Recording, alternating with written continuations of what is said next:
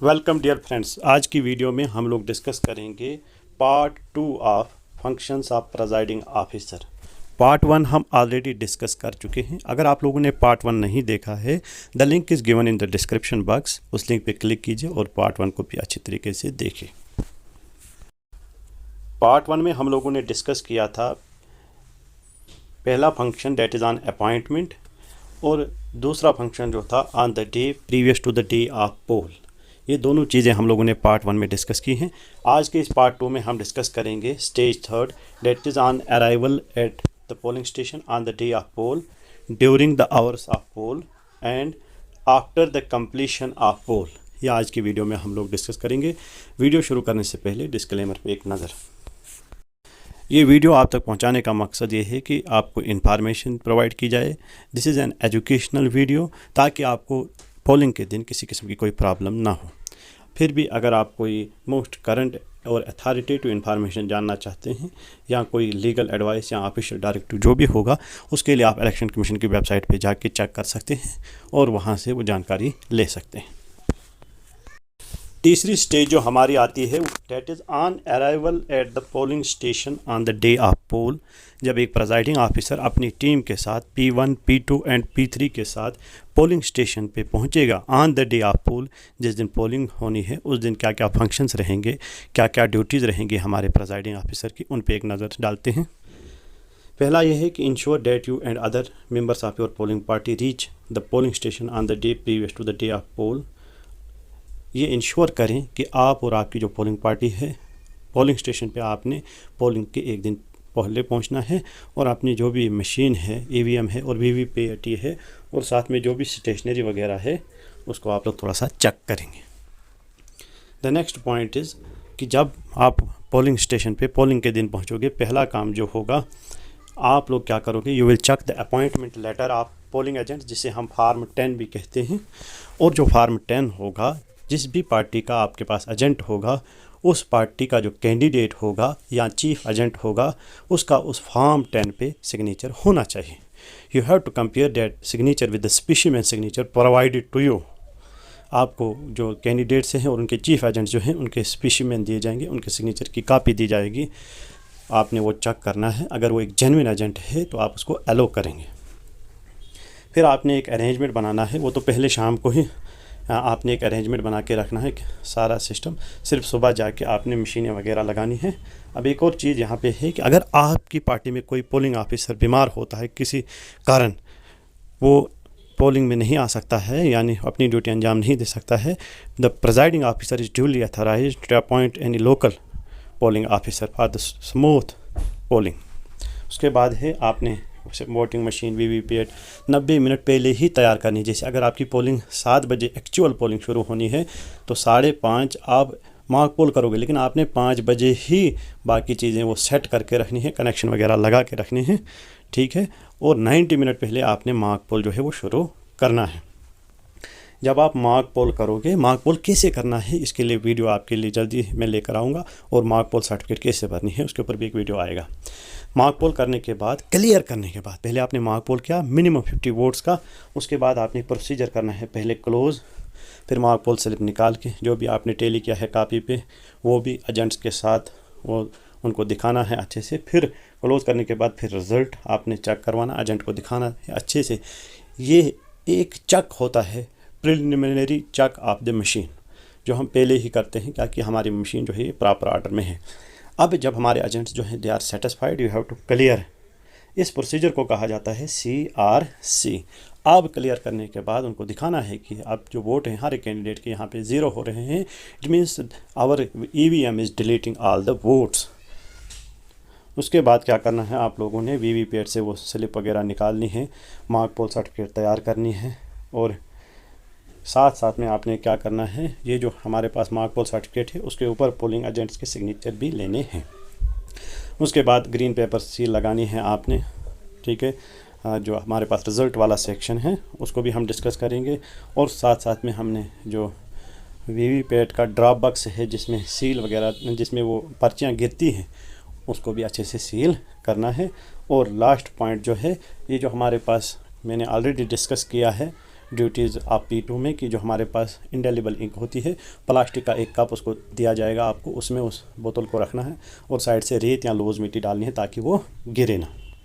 अगली स्टेज जो है during the hours of poll, जब पोलिंग चल रही है उस वक्त हमारा प्रिजाइडिंग ऑफिसर जो है उसके क्या क्या फंक्शंस रहने वाले हैं। पहली चीज़ ये इंश्योर करें कि हमारी पोलिंग जो है एक्चुअल टाइम पे शुरू हो जाए। जैसे एक्चुअल पोलिंग अगर टाइम 7 बजे, you have to start the polling at 7 AM। अगर आपकी बाकी फॉर्मेलिटीज़ रहती भी हैं but your machine should be ready. Point 2 में ऐसी बातें कही गई है, जब आप पोलिंग हो रही है तो कोई भी केसेस, इसमें से कोई एक केस जो है वो आ सकता है।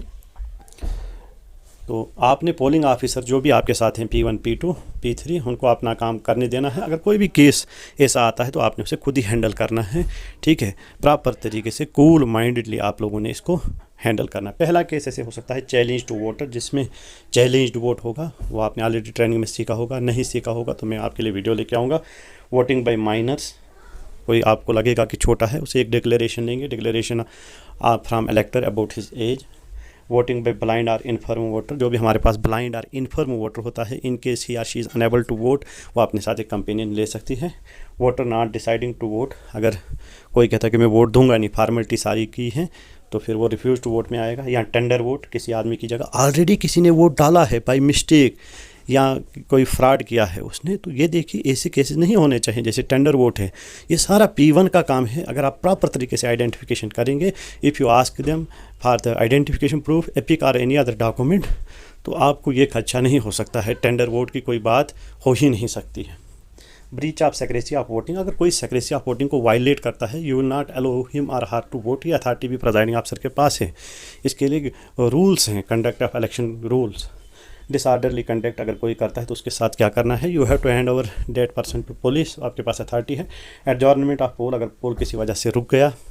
Complaint about particular printed on VVPAT paper slip, इसके ऊपर भी मैंने वीडियो बनाया है। टेस्ट वोट, हर कोई कहता है कि वीवीपैट का जो है, मैं किसी कैंडिडेट को वोट डालता हूँ, वहाँ किसी और कैंडिडेट का प्रिंट निकलता है, उस केस में टेस्ट वोट करना पड़ेगा। ये भी आप खुद ही हैंडल करेंगे, ठीक है। अगर आपने टेस्ट वोट पर वीडियो नहीं देखा है, यहाँ पे मेरे चैनल में प्लेलिस्ट में लोकसभा इलेक्शन में जाए, वहाँ पे आपको सारी की सारी वीडियो जो है वो मिल जाएंगी। The next point is collect statistical information, male female कितना है। हर 2 घंटे के बाद आपको प्रिजाइडिंग ऑफिसर डायरी के ऊपर वो सारा डाटा जो है वो डालना है, ऊपर भी रिपोर्ट देनी है। ये आप P1 से ले लेंगे। Close the poll at the appointed hour, अगर आपका पोलिंग क्लोज का टाइम 6 बजे है तो एग्जैक्टली आप 6 बजे पोलिंग को क्लोज़ करोगे। अगर उस वक्त भी कुछ लोग दरवाजे पे खड़े हैं वोट देने के लिए, एक क्यू में हैं, तो उनको पर्ची दीजिए आप। अगर मान लीजिए वहाँ पे 3 लोग खड़े हैं या 4 लोग खड़े हैं, कुछ इस तरह से मैं दिखा रहा हूँ आपको। पोलिंग का टाइम ख़त्म हो गया है लेकिन अभी भी कुछ वोटर वहाँ पे खड़े हैं, क्यू में हैं, तो आप 4 स्लिप बनाएंगे। मान लीजिए ये जो फ्रंट वाला है, it is near the door, inter होने वाला है। आप 4 पर्ची जब बनाएंगे तो इसको 1 देंगे, लास्ट वाले को फर्स्ट, देन उसके बाद जो है उसको 2 नंबर वाली पर्ची दी जाएगी, देन 3, और जो पहले होगा उसको 4 नंबर वाली पर्ची दी जाएगी। जब ये वोट डालेंगे तो then you will not allow anybody to vote, ठीक है। अगला फंक्शन जो है, that is the last function after the completion of poll. जब पोलिंग ख़त्म होगी तो आप लोगों ने क्या करना है, पहली चीज़ है क्लोज़। जो क्लोज़ बटन है आपके पास कंट्रोल यूनिट का, उसके ऊपर एक केप लगी होती है, उसको आप खुद निकालेंगे and you will press the close button. जब आप क्लोज़ बटन को प्रेस करोगे, प्रेस करने के बाद फिर आप क्या करोगे, वो लीड्स वगैरह जो हैं उनको डिस्कनेक्ट करोगे, ठीक है।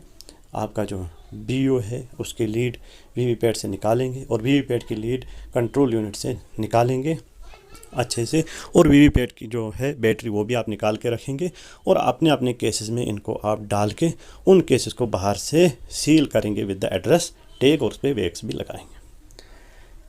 और ये एक और चीज़ है, कितने फीमेल वोटर आए हमारे पोलिंग स्टेशन पे, कितने मेल वोटर आए हैं, ये भी आप लिस्ट अपने पास रखेंगे। कुछ फॉर्मेट भरने के काम आएंगे। AHD लिस्ट से कितने वोटर आए, या कितने लोगों ने epic document proof of identity लाया, कितने लोगों ने अलग किस्म का डॉक्यूमेंट लाया। Then we have form 17C, इसको भी मैंने ऑलरेडी डिस्कस किया है और भी डिस्कस करूंगा। फिर से याद रखिए, मेरे चैनल पे एक प्लेलिस्ट है लोकसभा इलेक्शन, वहाँ पे आपको maximum videos related to the forms हर एक मिल जाएगी। तो ये फॉर्म 17C जो है, it is the account of votes recorded and paper seal account.